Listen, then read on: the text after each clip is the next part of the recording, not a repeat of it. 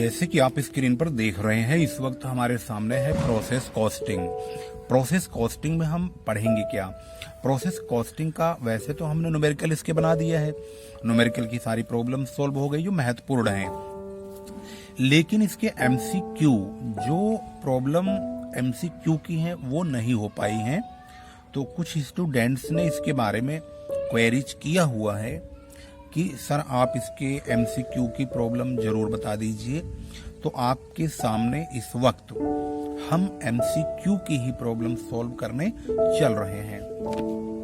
यहाँ आप देखेंगे स्क्रीन पर एमसीक्यू की प्रॉब्लम। यहाँ पर लिखा है, पहला क्वेश्चन है, a process loss that does not affect the cost per unit is, यानी प्रोसेस लॉस जो होता है वो कॉस्ट पर यूनिट को प्रभावित नहीं कर सकता। तो आखिर वह कौन सा लॉस होता है?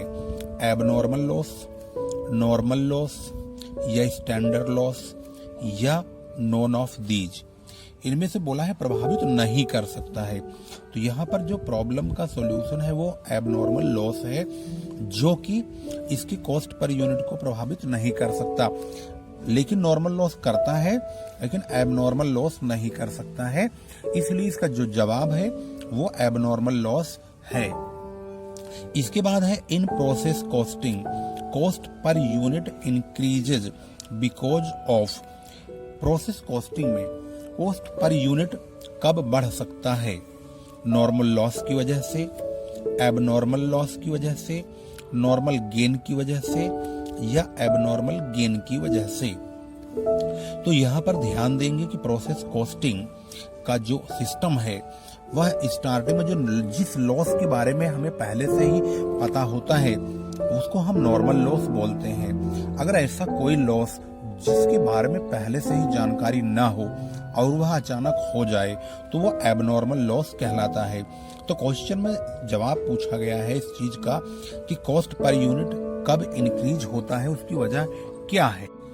इसका जो जवाब है वो है नॉर्मल लॉस, क्योंकि अगर प्रोसेस कॉस्टिंग में नॉर्मल लॉस कम होगा तो जो कॉस्ट पर यूनिट है वो ज्यादा होगी। अगर नॉर्मल लॉस ज्यादा होगा तो इस सिचुएशन में आउटपुट कम होगा, उस केस में उसका रेट बहुत ज्यादा होगा। तो इसका मतलब ये है कि नॉर्मल लॉस ही वह रीजन है जिसके इंक्रीज होने से, मतलब जिसके बढ़ने या घटने से कॉस्ट पर यूनिट पर असर पड़ता है। तो इसका जवाब नॉर्मल लॉस होगा। इसके बाद है, input in a process is 3000 units and normal loss is 10%। When finished output in the process is only 2720 units there is an. इसका मतलब ये है कि इन्होंने बोला है कि 3000 यूनिट का इनपुट किया गया, मतलब मशीन में डाला गया, 10% लॉस हुआ, यानी कि 3000 का 10% 300 यूनिट निकल गया तो 2700 यूनिट ही हुआ। लेकिन जो आउटपुट इनका ओरिजिनली दिखाया गया वो 2720 दिखाया गया। आखिर 2700 के बजाय 2720 का जो आउटपुट आया तो वह क्यों आया है? इसका वजह क्या है? इसका मतलब है कि यहाँ पर जो 20 यूनिट है वो एबनॉर्मल गेन है। क्या है वो? Abnormal gain. इसके बाद है नॉर्मल कॉस्ट। क्वेश्चन नंबर 4 देखेंगे, normal cost of normal output of 80 unit is ₹400, then value of abnormal wastage of 5 units will be. अगर 5 यूनिट का एबनॉर्मल वेस्टेज होता है तो उसका दाम क्या होगा? तो उसका जो रेट निकालेंगे, 400 को 80 से डिवाइड करेंगे तो 5 रुपया पर यूनिट का रेट आएगा एबनॉर्मल वेस्टेज का। जब हम कैलकुलेशन करेंगे तो इस 5 रुपीज की मल्टीप्लाइकेशन इस 5 में करेंगे। इसका कैलकुलेशन देख लेते हैं। इसकी कैलकुलेशन करने के लिए वर्किंग जो इस्तेमाल होगी वो इस प्रकार से होगी, 400/80 इंटू 5 इक्वल टू 25। तो इसका जो जवाब है वो 25 है, यानी ये 25 है। इसके बाद है क्वेश्चन नंबर 5 को ध्यान से देखेंगे। ए बेकरी प्रोडक्ट्स, यानी प्रोड्यूसर करता है यहाँ पर बेकरी वाला, केक बनाता है, बिस्कुट बनाता है, ब्रेड बनाता है। These products should be treated as, इस प्रकार के जो प्रोडक्ट होते हैं आखिर उनको क्या बोलते हैं? क्योंकि एक प्रोडक्ट के साथ में अन्य सहायक प्रोडक्ट भी अगर उत्पादित किए जाते हैं तो उनको हम को प्रोडक्ट कहते हैं। यहाँ पर सहायक प्रोडक्ट को को प्रोडक्ट का इंग्लिश में बोलते हैं, सहायक प्रोडक्ट ही को प्रोडक्ट कहलाता है। तो को प्रोडक्ट सहायक प्रोडक्ट की श्रेणी में आता है, इसलिए इसका जो जवाब है वो है को प्रोडक्ट। यहाँ पर क्वेश्चन नंबर 6 को ध्यान से देखेंगे तो लिखा है if normal output of a process is 19,600 units and abnormal wastage is 100 units then the actual output of the process will be. यदि आउटपुट हमारा 19,600 यूनिट नॉर्मल आउटपुट बताया जा रहा है इस वक्त, लेकिन एबनॉर्मल वेस्टेज हो जाता है 100 यूनिट का, तो एक्चुअल आउटपुट कितना होगा? इस सिचुएशन में अगर 19,600 का आउटपुट है, उसके बाद 100 यूनिट का एबनॉर्मल भी अलग से हो जाता है, तो अब कितने बचेंगे? 19,500। जिसका जो जवाब है वो है एक्चुअल आउटपुट का 19,500, यानी कि 19,500 यूनिट्स इसका एक्चुअल आउटपुट होगा। इसके बाद पहुंचते हैं क्वेश्चन नंबर MCQ की अगली प्रॉब्लम है number 7। Input in a process is 8,000। किसी प्रोसेस अकाउंट में हमने 8,000 यूनिट को इनपुट किया और नॉर्मल लॉस 5% है। यदि 8,000 का 5% काटा जाए तो 400 यूनिट होता है। तो 8,000 में से 400 घटाने के बाद 7,600 यूनिट का आउटपुट होना चाहिए। फिर इन्होंने कहा एबनॉर्मल इफेक्टिव भी हुआ है 100 यूनिट का, then actual output of the said process will be, कितना होगा? तो हम 8,000 का पहले 5% काट के अलग करेंगे, यानी इस तरह से 8,000 का पहले 5% अगर हम काटते हैं तो ये 400 यूनिट आता है। 8,000 में से 400 यूनिट को लेस करने के बाद 7,600 यूनिट का आउटपुट होना चाहिए। 7,600 का 7,600 का, लेकिन इन्होंने क्वेश्चन में ये कहा है कि एबनॉर्मल इफेक्टिव हुआ है। एबनॉर्मल इफेक्टिव जब होता है तो एक्चुअल आउटपुट से कहीं ज्यादा का आउटपुट शो करता है। इसका मतलब है इस 7,600 में 100 को जोड़ देंगे तो इसका मतलब है एक्चुअल आउटपुट 7,700 यूनिट का होगा। ये हमारा आंसर है। तो यहां पर इसका जवाब है 7,700 यूनिट का, ये जवाब है। क्वेश्चन नंबर 8 को ध्यान से देखेंगे। If in a process normal loss is 10%, abnormal wastage is 100 units and the output is 8,000 units, then number of the units initially introduced in the said process will be. Question के मुताबिक 10% का loss होगा normal, 100 unit का abnormal होगा, उसके बाद output 8,000 unit का होगा। आखिर वह यूनिट कितना है जो स्टार्टिंग में डाला गया था? तो इसका मतलब ये है कि 8,000 हमारा आउटपुट है। अगर हम इसको रिवर्स करके सॉल्व करते हैं तो क्या होता है? ध्यान से देखेंगे। पहले हम 8,000 में 100 को ऐड कर देते हैं। अगर हम 8,000 में 100 को ऐड करते हैं तो ये 8,100 होगा, जो कि इस 10% के नॉर्मल लॉस होने के बाद 90% की वैल्यू के बराबर है, क्योंकि 8,000 और 100 यूनिट को जोड़ के 8,100 यूनिट होता है। 10% को और मिलाएंगे तो पूरा 100% हो जाएगा।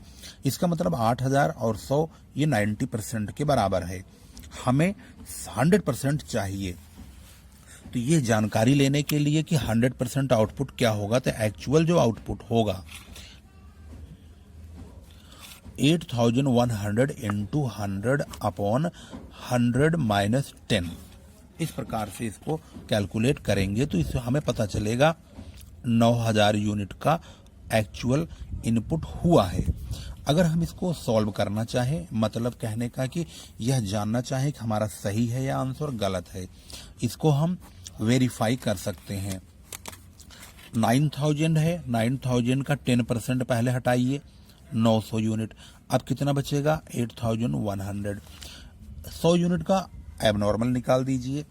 8000 का एक्चुअल आउटपुट आ गया, जो कि यही इन्होंने बोला है। तो रिवर्स करके हमने इसको जो है वेरीफाइड भी कर लिया है। इसके बाद आता है question number 9, in a process. इसका मतलब यहाँ वाले क्वेश्चन में इसका जो जवाब है वो 9000 यूनिट है। यहाँ पर ध्यान देंगे, 9000 यूनिट इसका जवाब है, जो कि हमने अभी निकाला है। इसके बाद है क्वेश्चन नंबर 9 को ध्यान से देखेंगे तो यहाँ लिखा गया है, in a process value of abnormal wastage of 100 units is ₹1600 and selling price of the wastage is ₹2 per unit, then the normal cost per unit will be. Normal cost per unit क्या होगा? Simple सी बात है, अगर हम जब किसी value को और उसके यूनिट के साथ अगर कैलकुलेट कर रहे होते हैं तो हमें रेट का जानकारी होती है, तो हम उसकी डिवाइड करके या मल्टीप्लाई करके, अगर मल्टीप्लाई करते हैं उसके यूनिट में तो उसकी वैल्यू आ जाती है। अब रेट निकालना है तो 1600 को 100 से डिवाइड करेंगे तो इसका रेट भी निकल जाएगा। इन्होंने नॉर्मल कॉस्ट पूछा है तो 1600 को 100 से डिवाइड करेंगे, 16 रुपए का रेट आएगा, तो इसका जवाब 16 रुपीज है। इसके बाद question number 10। Question number 10, in each process 5% of the total weight put in is lost and 10% is scrap. If the output of the process A is 1700 tons, then the scrap will भी कितना होगा? यहाँ पर बोला गया है, यदि मान लीजिए हर प्रकार के प्रोसेस में, यानी जो प्रोसेस इसका चल रहा है, 5% का टोटल वेट का 5% लॉस होगा नॉर्मल, और उसके बाद 10% स्क्रैप होगा। यदि आउटपुट 1700 है इस ए प्रोसेस का, तो स्क्रैप कितने का होगा, यानी कितने यूनिट का स्क्रैप होगा? इसको समझने के लिए सबसे पहले हमें इनपुट का पता लगाना बहुत जरूरी है। 5% और 10% दोनों मिला के 15% का जो है टोटल लॉस होता है।